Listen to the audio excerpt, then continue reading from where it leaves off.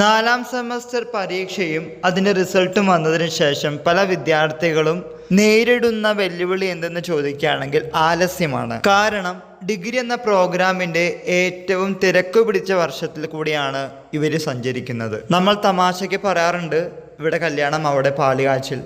ഇവിടെ രണ്ട് സ്ഥലത്തൊന്നല്ല, പല സ്ഥലങ്ങളിലായിട്ടാണ് പല പ്രോഗ്രാമുകൾ നടക്കുന്നത്. ടീച്ചേഴ്സ് ആണെങ്കിൽ കിട്ടുന്ന സമയം കൊണ്ട് പാഠങ്ങളൊക്കെ പെട്ടെന്ന് എടുത്തു തീർക്കാൻ നോക്കുമ്പോൾ ഇതിനിടയ്ക്കാണ് പ്രൊജക്റ്റും മറ്റുള്ള കാര്യങ്ങളും വന്നുകൊണ്ടിരിക്കുന്നത്. ഓട്ടോണോമസ് കോളേജുകളിലും ഡീംഡ് യൂണിവേഴ്സിറ്റിയിലും ഒക്കെ പെട്ടെന്ന് തന്നെ കാര്യങ്ങൾ ചെയ്യുമ്പോൾ പലപ്പോഴും അഫിലിയേറ്റഡ് കോളേജസിലെ പ്രൊജക്റ്റിൻ്റെ കാര്യമാണെങ്കിലും പഠിപ്പീരിൻ്റെ കാര്യങ്ങളാണെങ്കിലും അങ്ങനെയല്ല. ഇതിനിടയിൽ യൂണിവേഴ്സിറ്റിയും കോളേജുകളും നേരിടുന്ന പ്രശ്നമാണ് 4 ഇയർ ഡിഗ്രി പ്രോഗ്രാം. അതുകൊണ്ട് ഇക്കാര്യങ്ങൾ മനസ്സിലാക്കി ലാസ്റ്റ് ഇയർ സൂപ്പർ സീനിയർ ആയിട്ടുള്ള നിങ്ങൾ നല്ല രീതിയിൽ വണ്ടി വലിച്ചിട്ടില്ലെങ്കിൽ നല്ല പണി കിട്ടുമെന്ന കാര്യത്തിൽ സംശയമില്ല. 5ാം സെമസ്റ്റർ പരീക്ഷയ്ക്ക് ഇനിയും അപ്ലൈ ചെയ്തിട്ടില്ലെങ്കിൽ എത്രയും പെട്ടെന്ന് തന്നെ അപ്ലൈ ചെയ്യുക.